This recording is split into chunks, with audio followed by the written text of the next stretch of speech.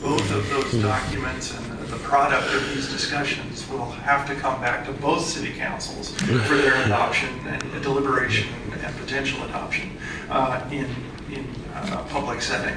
So this and I might add also that there is the potential for a third party to be involved in this discussion, which it could be a contractor to actually build the plant, and the proposals and financial discussions between them to try and figure out if this is even feasible is the kind of information that's subject to this. I might also add that should a public records request be filed for some of this, it would be considered by the city attorney's office, and we're not allowed to not divulge things that would be subject to public records requests in Oregon. So while this allows us to have confidential conversations, the product of those conversations must come back to the public bodies for their deliberation. Any questions or further discussion? This item is an emergency ordinance. Carla, please call the roll. Fritz. Aye. Fish. Aye. Hardesty. Aye. Udine. Aye. The item is passed. Carla, please call the next item. Item 62, authorize the commissioners in charge of the Bureau of Environmental Services or designee and Portland Parks and Recreation or designee to execute agreements for the planning, design, construction, and maintenance of watershed restoration projects in partnership with the U.S. Army Corps of Engineers and other partners. Commissioner Fish. Thank you very much, Madam President.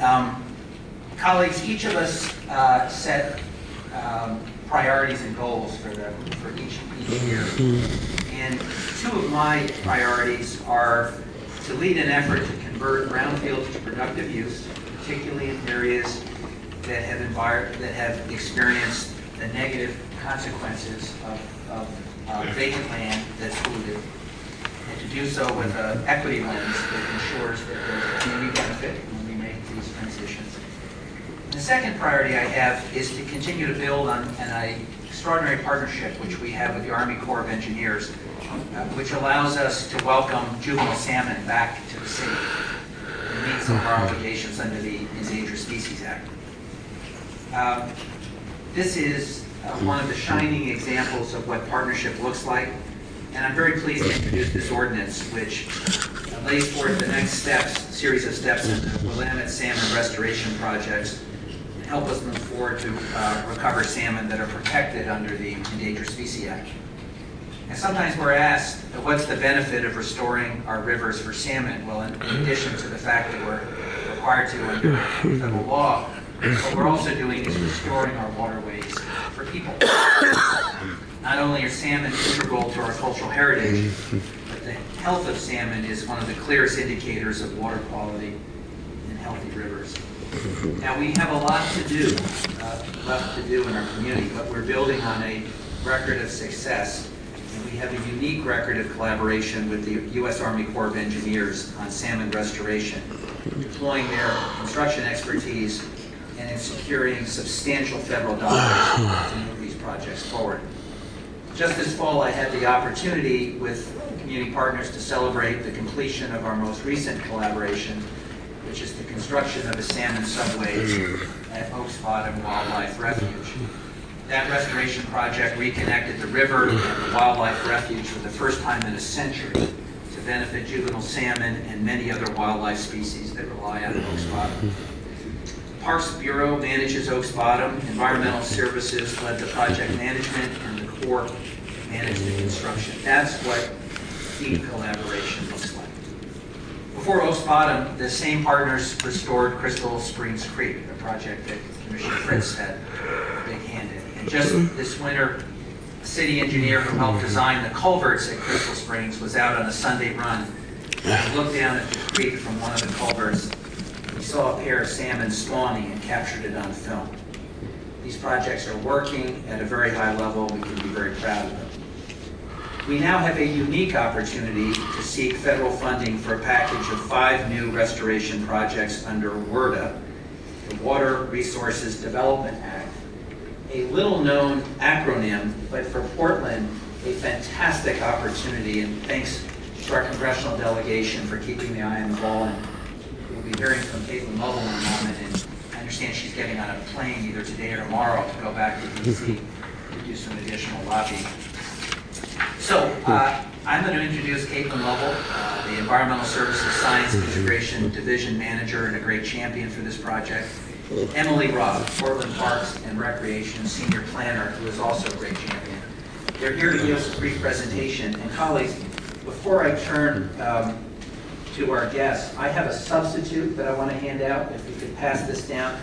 The substitute that I'm furnishing you has some modifications made by staff to tighten up the language, and also has a change or two proposed by Commissioner Fritz. And I would ask that this substitute be seconded so we can lay it on the table. Second. So, Madam President, the substitute is now on the table, and I'm going to turn the presentation over to Caitlin. Welcome. Good morning, Commissioners. Thank you for the opportunity to talk to you today about the Lower Willamette River Environmental Dredging and Ecosystem Restoration Project, a project that will benefit native salmon, trout, lamprey, tribal fishing opportunities, amphibians, reptiles, migratory birds, and mammals. This mouthful is the official federal title of the project. However, here in Portland, we use the shorthand Willamette Salmon Restoration Projects. We are creating salmon sanctuaries and tributaries throughout the city, but the Willamette River really is the silver bullet we need to recover salmon in the city to earn the title Salmon City USA, where we bring science and people together to create a salmon culture that defines Portland. We started with the CSO, and this is our next big investment. This time, we have the Corps of Engineers to help. The project, the Corps views it as a single project with multiple parts. It was originally conceived as a possible restoration project for Portland Harbor. The Corps actually concluded that we needed it on an independent trajectory. They started out by analyzing 45 projects. Ironically, 2 of those projects included Crystal Springs and Oaks Bottom. So we were getting ahead of them. They ultimately selected 5 projects based on their cost effectiveness. Those 5 projects are replacing the culvert under Highway 43 at Tryon Creek, which would open up all of Tryon Creek to salmon for the first time since that culvert was constructed.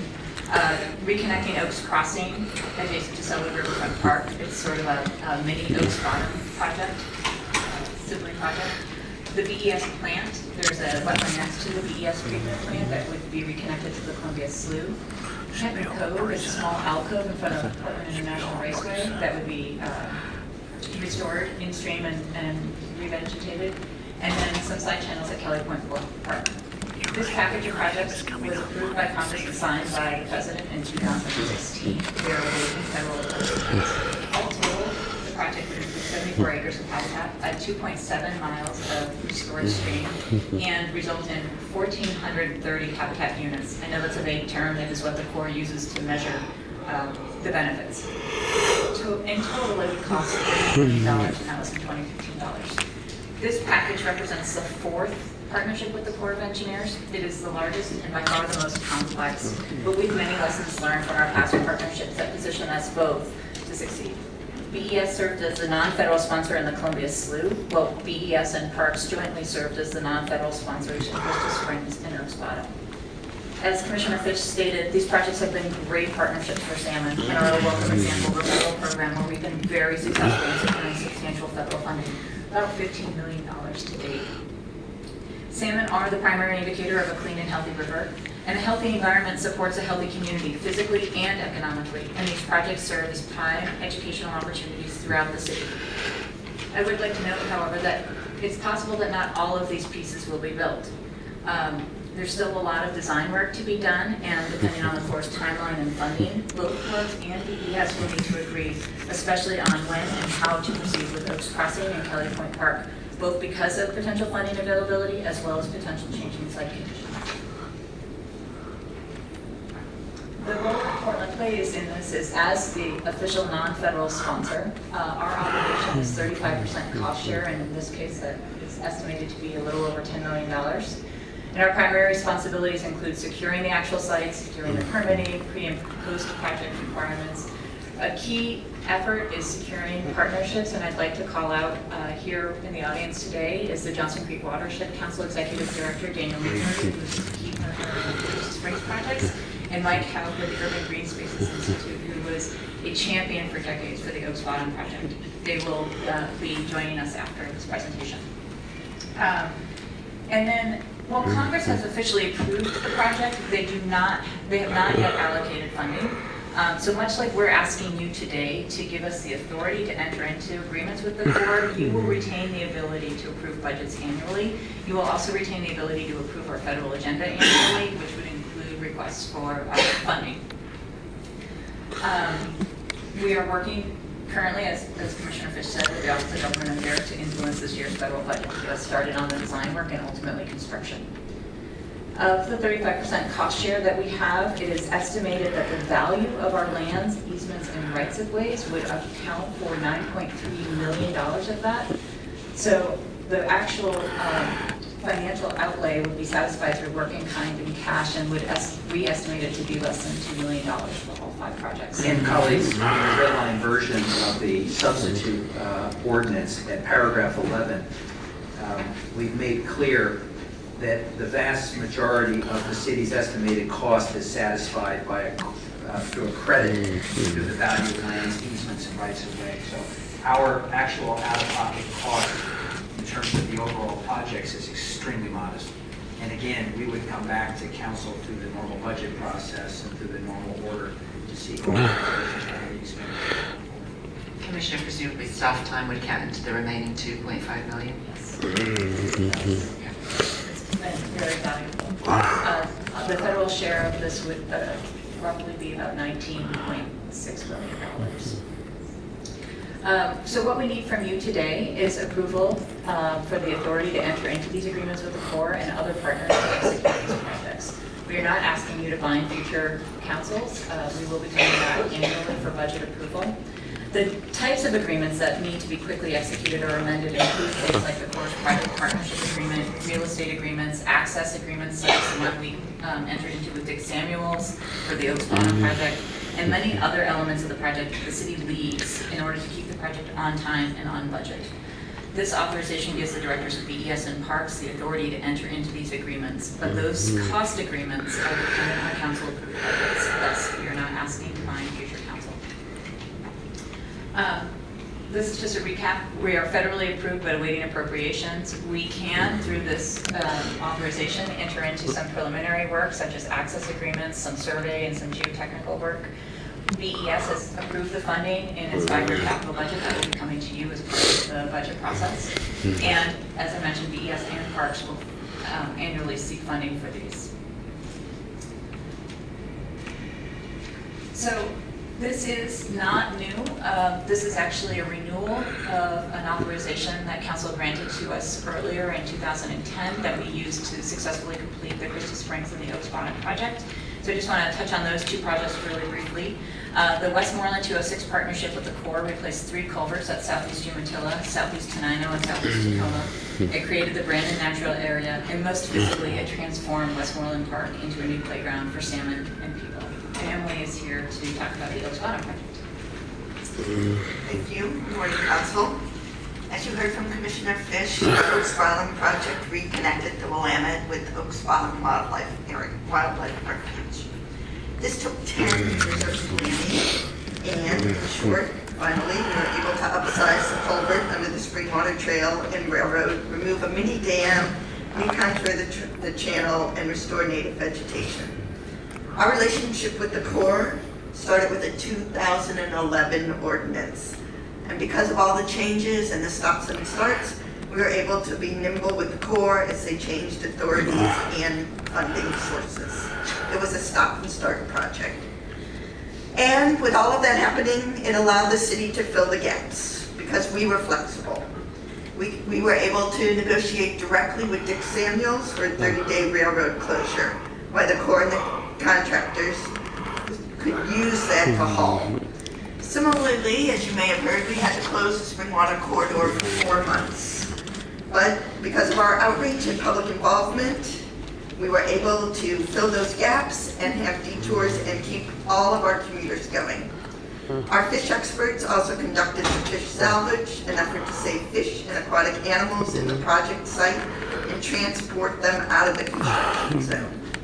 Because of all of the existing agreements in place signed by our director, this work was categorized as work in kind and counted towards our 35% cost share.